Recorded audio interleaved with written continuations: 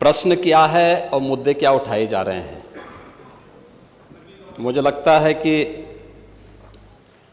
माननीय सदस्य को पूरा अध्ययन करके आना चाहिए, सदन की गरिमा का ध्यान भी रखना चाहिए। लेकिन मुझे इसलिए भी खड़ा होना पड़ा है क्योंकि नेता विरोधी पक्ष ने सदन की कार्रवाई प्रारंभ होते ही इस मुद्दे को उठाया और आपने भी उसको छेड़ा है। लेकिन मैं आपके छेड़ने की स्थिति को अवश्य आपकी इस मजबूरी को जान सकता हूं, जिसके बारे में एक छोटी सी कहावत है कि चोर की दाढ़ी में तिनका।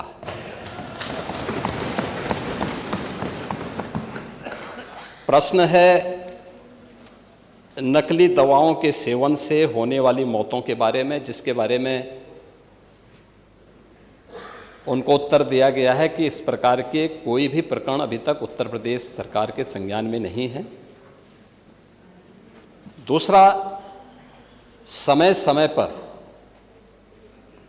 इस दिशा में खाद्य सुरक्षा और औषधि प्रशासन विभाग के द्वारा छापेमारी की कार्रवाई भी होती है।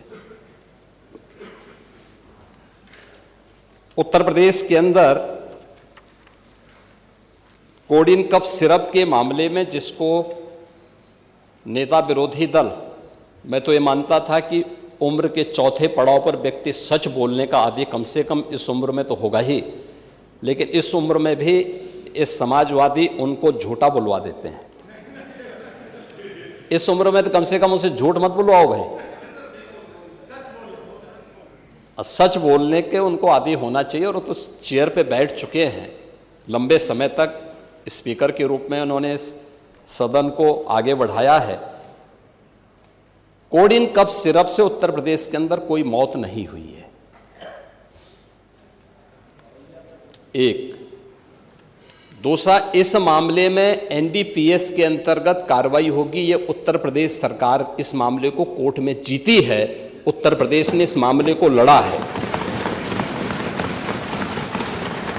तीसरा, उत्तर प्रदेश में इसका जो सबसे बड़ा होलसेलर, जो बड़े होलसेलर हैं, जिसको सबसे पहले एसटीएफ ने पकड़ा था 2016 में, उसको लाइसेंस समाजवादी पार्टी ने जारी किया था। जो फोटो रिलीज हो रही है, देश के अंदर दो नमूने हैं, एक दिल्ली में और एक लखनऊ में बैठते हैं। जब देश में कोई चर्चा होती है तो तुरंत वह देश छोड़ करके भाग जाते हैं। और मुझे लगता है कि यही आपके बबुआ के साथ भी हो रहा होगा। वह भी देश से फिर जाएंगे इंग्लैंड की सैर सपाटे में और आप लोग यहां चिल्लाते रहेंगे। महोदय, कोडिन कफ सिरप का मुद्दा जो इन्होंने उठाया है, मुद्दा था नकली दवाओं के सेवन के कारण होने वाली मौतों का।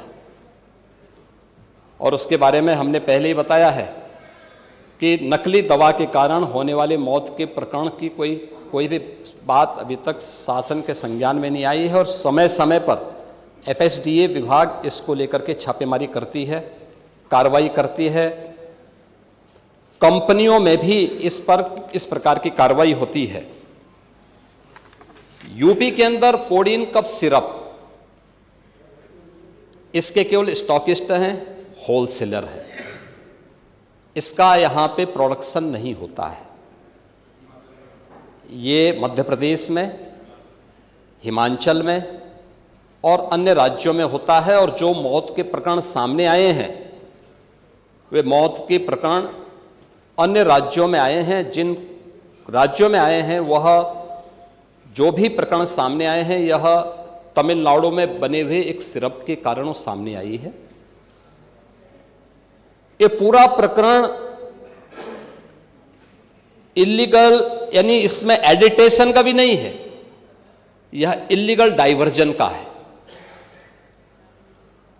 इस डाइवर्जन के माध्यम से इन होलसेलर ने, जिसमें सहारनपुर का भी है, गाजियाबाद का भी है, वाराणसी का भी है, लखनऊ का भी है और कानपुर का भी है, इन लोगों ने इसको उन देशों में पहुंचाया है, उन राज्यों में पहुंचाया है जहां मद्य निषेध है, लेकिन वहां पे नशे के आदी लोगों को इसको लेने की एक आदत सी है, तो वहां पर उसका दुरुपयोग किया गया है, जबकि बिना चिकित्सीय परामर्श के इसका सेवन नहीं हो सकता, खासतौर पर बच्चों के लिए।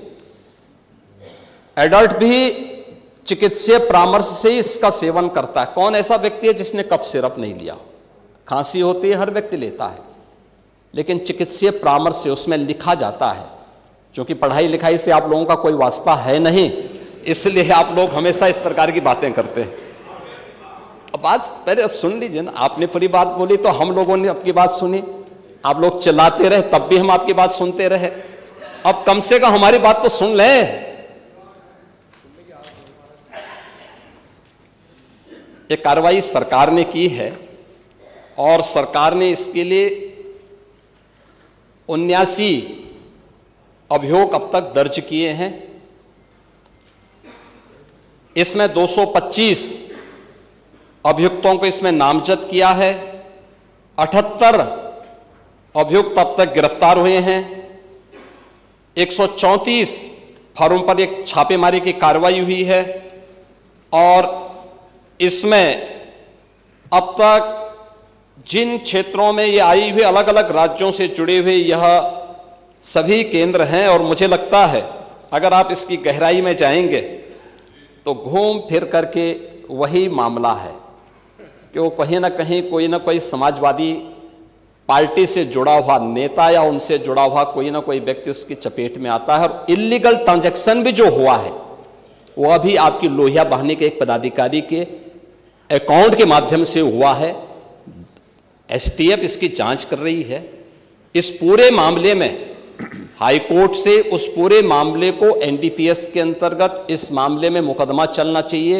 यह उत्तर प्रदेश सरकार ने इस लड़ाई को लड़ा है और उसको जीता है, और इस मामले में कोई भी अपराधी छूटने नहीं पाएगा। और चिंता मत करिए, समय आने पर बुलडोजर एक्शन भी, उसकी तैयारी भी रहेगी। उस समय चिल्लाना मत करो।